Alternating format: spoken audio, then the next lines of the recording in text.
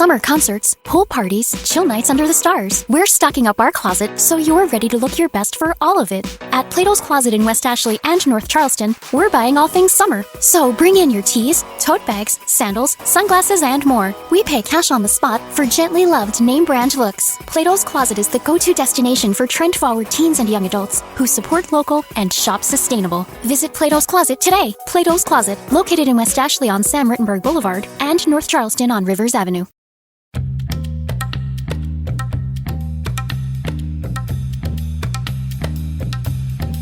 Shrey Agarwal grew up in the world of Darjeeling tea as his family owned the Selim Hill Tea Estate. Last year, he graduated from Pilani, majoring in mechanical engineering and chemistry, and decided he wanted to apply his knowledge to supporting the Indian tea industry. His company, Alt Carbon, has set a goal to permanently remove 5 million tons of carbon dioxide annually by focusing on the Indian tea industry alone, using the enhanced rock weathering technique. We talked to Shrey about Darjeeling, about Alt Carbon, and also what it would change for tea planters here. Shrey, so I'll start by asking you about your connection to Darjeeling and tea. I was born and brought up in Siliguri, which is a town that falls under the Darjeeling district. And being brought up there, of course, during the first 20 years of my life, I used to visit the tea estates very often, and I was very embedded in the tea industry ecosystem, but I never realized in what condition the tea estate industry, the entire industry was, especially because you're naive, you're young, you don't understand the struggles that people are going through. It is actually post my education, which I did from Pilani, chemistry and mechanical engineering, that I actually realized that what are the different problems that the entire industry is going through. And that was really heartbreaking. There are only 87 tea estates in the world that have the GI tag of calling themselves Darjeeling tea estates. And almost all of them were up for sale when I completed my graduation. And that was shocking. So for me, during college itself, I was part of multiple startups, was founding team member in a consumer tech startup, which was Sequoia funded, then headed on to another Axel and Lightspeed funded startups. But I remember this one actually very specific time, which was around 2.5 years back, when I headed back to Darjeeling from Bangalore, and my family told me that we also have to sell our tea estate because it's not profit making. I realized at that point in time is that it's important for people to step up and try to save the estates, try to create additional sources of income for not only the tea estates of Darjeeling, but also the tea estates of Northeast India and overall India. And in general, agricultural communities would benefit a lot from it. So that's primarily when I started to head out in the entire quest of finding additional sources of income for agricultural communities. And carbon credits seems to be a very promising avenue for that. So that's how the journey started. It's interesting. Your brother decided to start Dorje, and you chose to go after the carbon credits with Alt Carbon. What took you there? What led you to the? I mean, yes, you talked about the things that you were looking at and being bothered by, but specifically with the education you had just gone through, and what year was this, and why carbon? Why did you zero in on that? So I graduated just last year. So in terms of why carbon, we went through a lot of different ways of being able to do it. As you mentioned, my brother Spursh, he started a distribution channel to actually solve the same problem. And the same problem can have so many different solutions.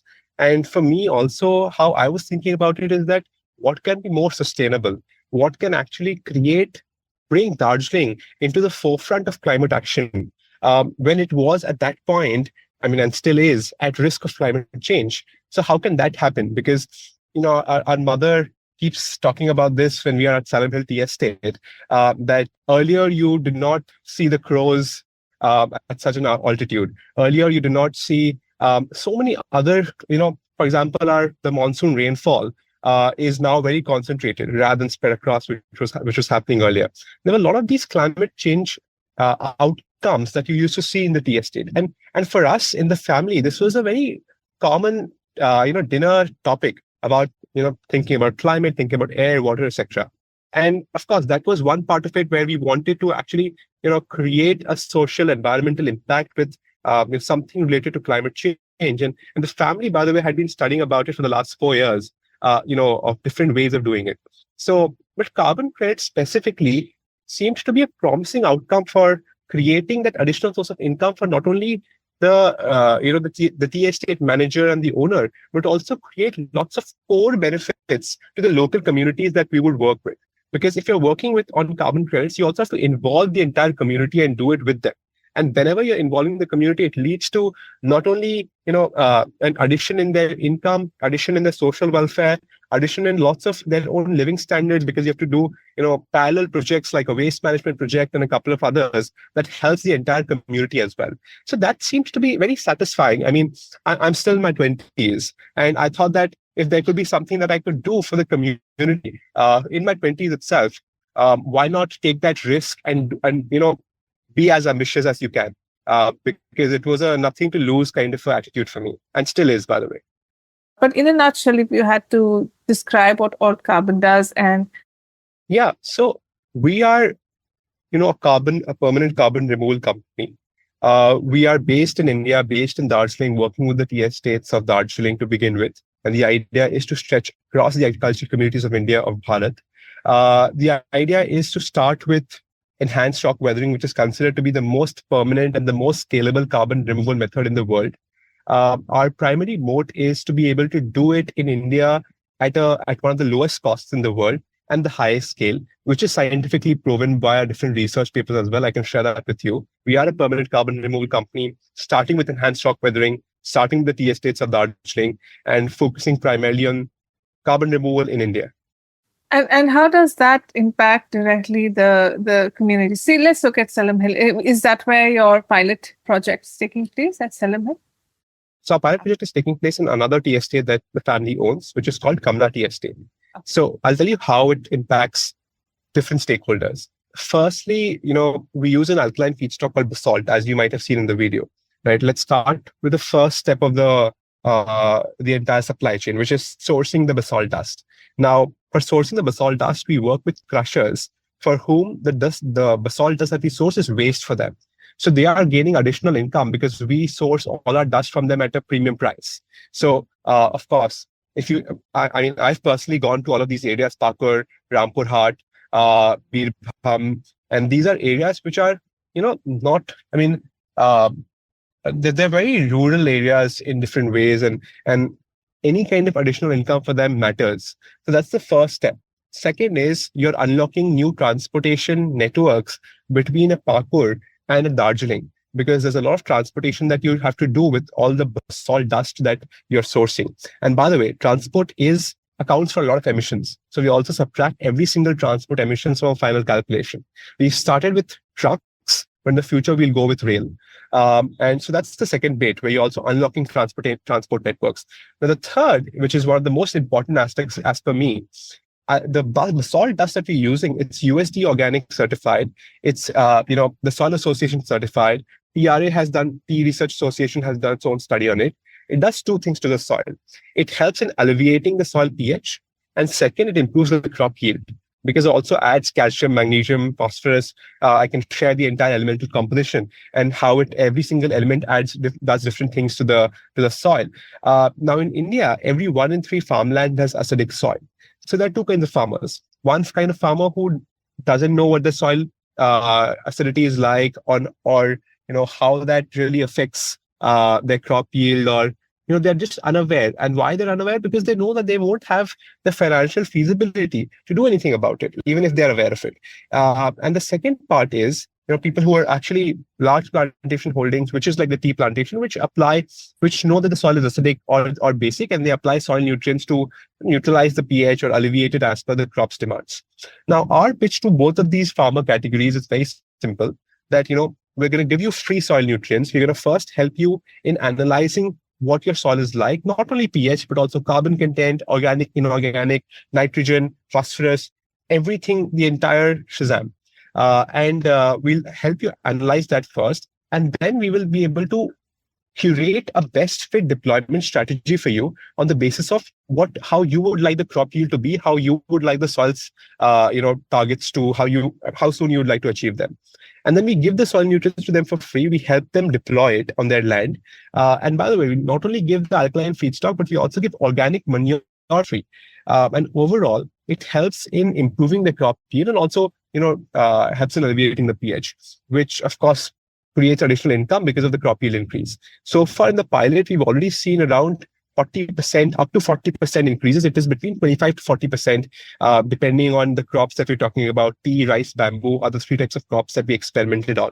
Our main priority is to be able to scale very fast, because not because of the company's ambitions, but because it is important for us to scale to reach net zero faster. We have net zero targets as a world to achieve. And in India, especially, we're the first for-profit, rock weathering company to be there. So it's important for us to lead the way. Now, for us to scale, tea plantations seems to be a good fit because of the scale that it has and gives, because on average it's 400 acres. However, we don't miss out on the fact that it's also important for us to help out the smallholder farmers. So generally, whenever we tap into a single tea estate, we also tap into the neighboring smallholder farmers and give them additional soil nutrients to apply it on their land, which also helps them see a greater crop yield increase. So that's there. Every tea estate has 90% women partners that we work with. So what we also do is training sessions, empowerment sessions. For example, a waste management drive was done at Selim Hill. How open were they to trying it out, especially something like basalt, which is not even from where the immediate area, and it comes from elsewhere. What sort of resistance did you face, or what sort of how was that? How did that go? Yeah. So when I started, my family, they themselves told me that whatever you're talking, it's not making sense at all. We're not going to give you any acre of the tea estate for applying this basalt dust. So it was a huge challenge. So it took a lot of scientific research. It took a lot of research paper sharing. It was a lot of knowledge sharing with the Tea Research Association of India to actually be able to convince people. So it was not an easy ride. It was a lot of friction. And especially when that happened, then I had to also convince the smallholder farmers, which was the rice paddy owners, the bamboo cultivators, to do it. What helps, of course, now that we have seen very good results, people keep calling me up and telling me that कि हमारा खेत इतना हरा हो गया है, कितने crop yield increase हो गए हैं. That is a very surreal feeling to have and a very satisfying feeling to have. And now, of course, there's a lot of pull around that entire area. They want us to operate in their tea estates, their rice paddies, because everybody thinks that, people still think that who is the stupid boy who's giving us free soil nutrients and not asking anything in return. When I was giving that orientation session, they were asking me that, आप क्या vote मांगने आए हैं? And I was like, नहीं, मैं आपका vote नहीं मांगने आया हूँ. I'm just here to help all of you out. And all that I'm asking in return is that, we work as a community, we work together. आपको कुछ भी doubts हैं, कुछ भी चीजें हैं, आप मेरे से पूछें directly. And मैं आपका हमेशा, I'll be there, I'll be around, and I'll answer whatever things you have. And yeah, there was a lot of friction, but we managed to get our point across. And it was all very science and data driven, because that is the only language that at least my family understood. And then and how often is the soil test? It's also sent to Bangalore to the Indian Institute of Science for testing, right? And how frequently do you do that? And what is the change you're seeing? So I operate out of the Indian Institute of Science in Bangalore, where we had Dr. Shambhuddha Mishra and Dr. Aravinda Chakrabarti, who lead all science efforts for us. It's a constant cycle of testing. The labs are always testing the samples that we have, because we do a lot of testing. We do three kinds of testing. We do it pre-basalt deployment, where we understand the baseline scenario and we understand how much deployment needs to be done, what is the best fit strategy, etc. And what is the actual, can we even work with the soil in terms of rock weathering, because there are specific conditions that needs to be met for rock weathering to happen. And then once the basalt is deployed, then again we take another set of samples to understand what is the overall deployment that has happened, and to create another layer of baseline where you have the soil as well as the basalt.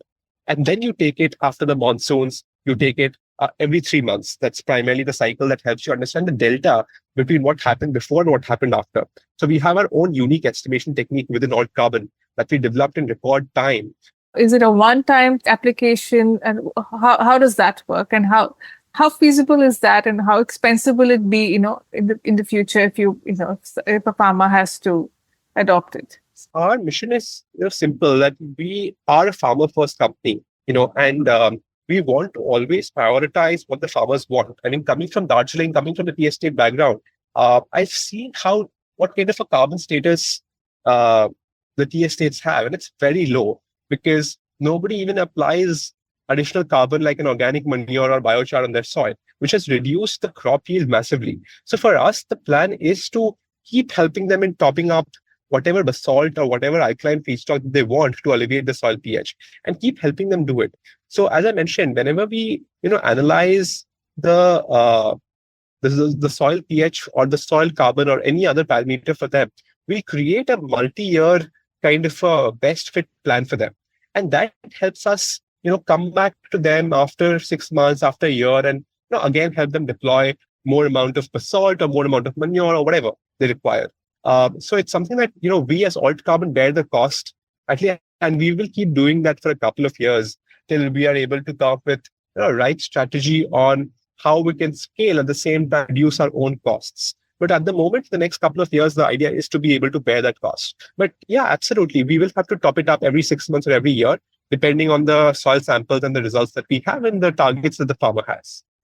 And what are you hoping to see? How are things at Kamala Estate now? Do the farmers feel it's an additional job for them, or are they able to see, are they able to see the difference already? What is the time it takes for people to start noticing the impact and the change? In terms of rice, it takes around 4 months because that's basically the harvest cycle. So we started deployment in January, and now that May has ended, it's actually the time when we have already, analyzed what is the crop yield increase, and we're going for the next harvest season. We've already seen very positive results around Kamla, which is on rice paddies completely. And now we're going for a larger deployment. So the first deployment was on 15 acres, but now that the farmers were so happy that they offered 150 acres of land immediately around Kamla. So that's a very good proof point for us that, on the kind of vote of confidence that our farm partners are now giving us.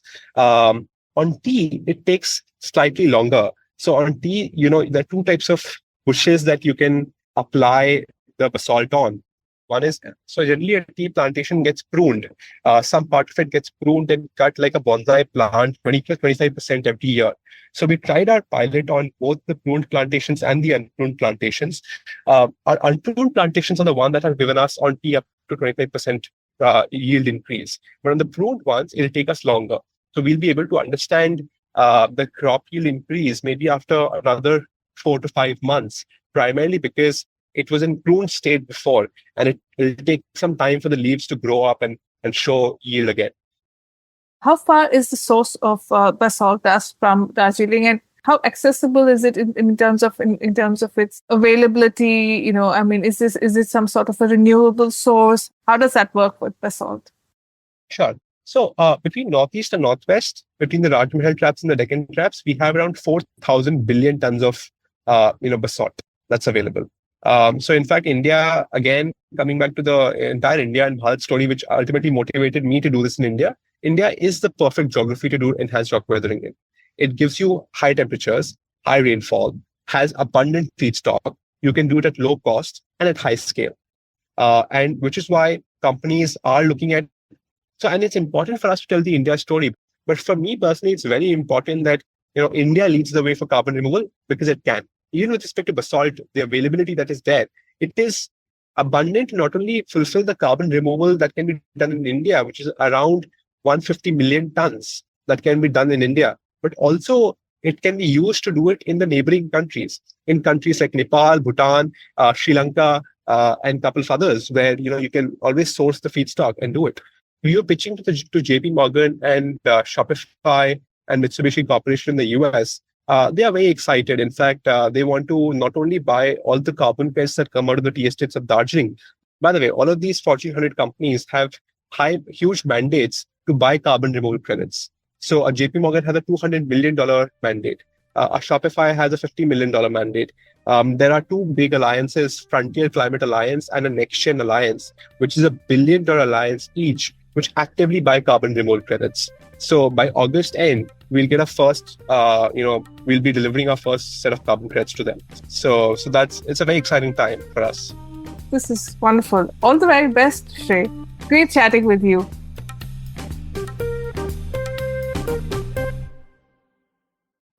Produced by Aravinda Studios. Connect your voice to the world.